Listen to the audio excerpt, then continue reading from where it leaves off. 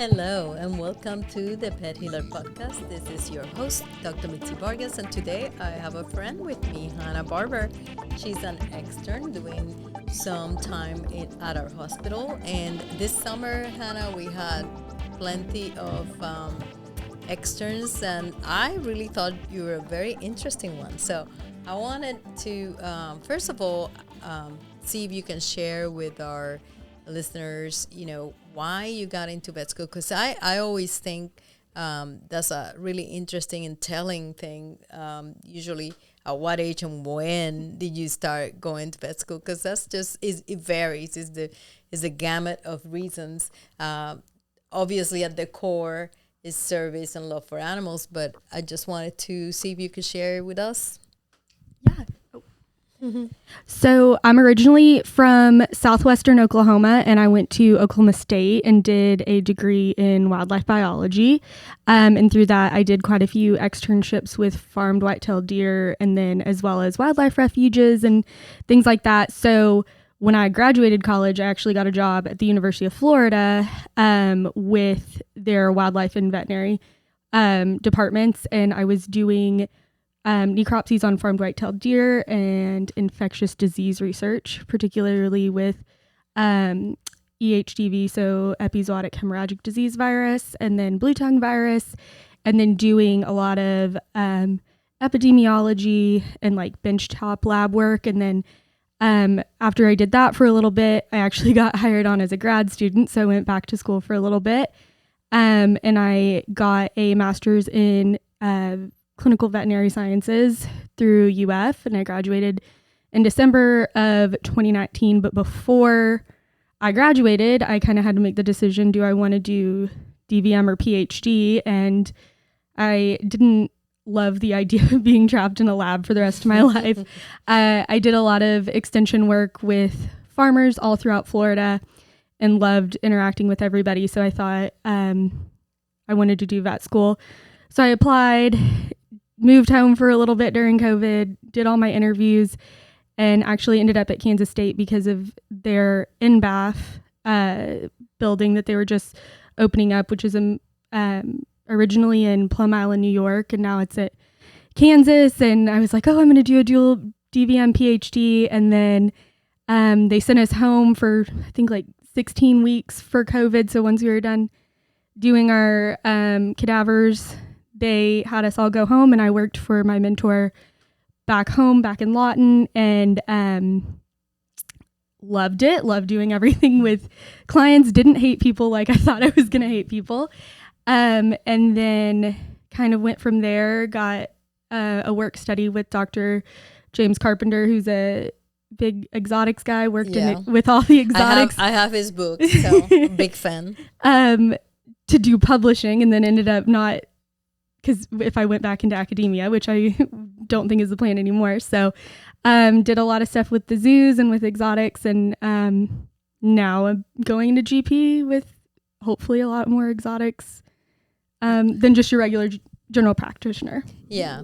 So I just thought it was super interesting because other people that I've interviewed, myself included, we are like early age vet or bust. Nothing would do, just very, very laser focused, whereas you're a super smart person and have so much, knowledge accumulated and everything. And it was sort of like a gradual decision, kind of like instead of jumping head first, you're just like, okay, let me just put my foot and then my leg. And so I just thought that was unique, actually pretty much unique. I've had people that have switched careers, but they were not like you. You're in the area, you're beating the bush around.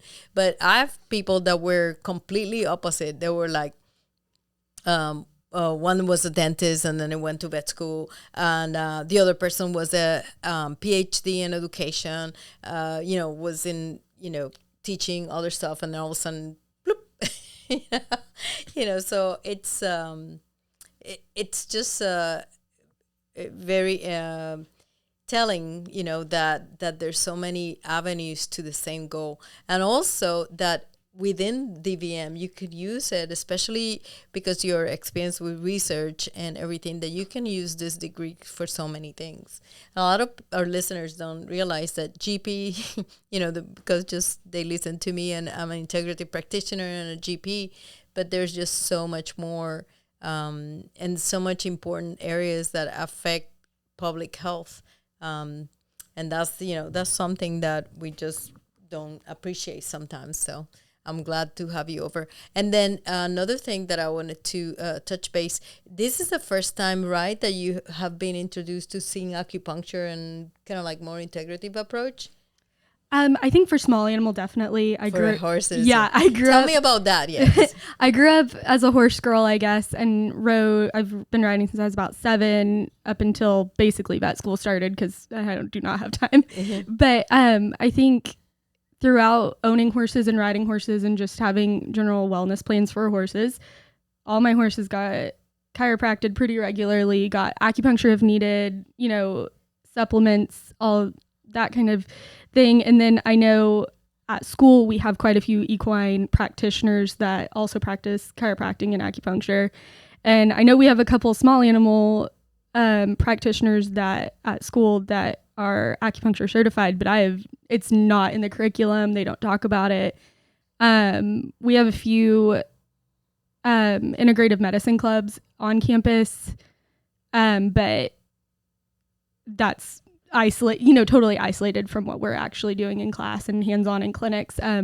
Like our emergency medicine main clinician, Dr. Durbin, went to the Chi Institute, but she said I never get to do it because I'm too busy with the emergency. And I think that the step that they need to see is the integration. So like I said, even in emergency situations here, we have Yunnan Bayao, if we have a hemoabdomen or any kind of bleeding emergency, my technicians know to do some points, resuscitation points, things like that are emergency and is not detracting from what we generally do, but we just add it to it. It's kind of like an extra tool in your tool belt. So how do you think that, how open are you to in the future sort of incorporating some of these things or even working with, people that do it? Yeah, I'm definitely very open to it. I've seen it in horses my entire life. And then I've seen other, of course, working here and then a couple other externships I've done just in this month because I've been here in Florida about a month and then I'll go back to Kansas. But I think I feel like it's starting to kind of, with the practical on clinics, like our pet health rotation and then a couple other have collaborated with our oncology department. And I know Yunnan Bayon is something that we have added into our splenic hemangiosarcoma especially protocol. So anything diagnosed with that, we've given clients that option. And I know that surprised a lot of people that like, ooh, Kansas State's using an herb. Like, yeah, but it is used in most ERs and everything because it works. It's hard to argue with what works. But I'm glad also because of your experience as an owner of horses and seeing it in the horses that you're way more open-minded. Some of the externs that we've received this summer had never heard, seen, or even imagined that acupuncture had any evidence base behind it or any validity. And when when I demonstrate, certain anatomical markers are just peripheral nerve endings and things like that, they kind of like understand better. And when they see the animals, how they react within the same office visit, they kind of like be open. So in that you have an advantage because you've seen that before. And so I think that the one thing that I wanted to ask you, how do you see the future? Because you are in the trenches, you're finishing next year, you graduate, you're taking the NABLE in a couple of months. How do you feel, what's your hope or your feel for the future of veterinary medicine? It is changing and a lot of people are like doomsayers. It's like, it's just getting worse and getting corporate and getting this and getting that. But how is your experience, what's your feeling about the future of veterinary medicine? I think it's still a very positive outlook overall.